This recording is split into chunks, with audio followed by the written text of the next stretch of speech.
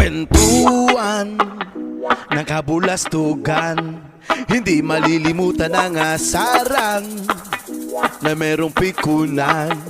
Lalo na rin nung unang niligawan, unang kabiguan, at dyan nagseseryoso ang usapan at pagdadamayan na tunay at tapat na kaibigan. O mga buwang o kaibigan, lubang maaasahan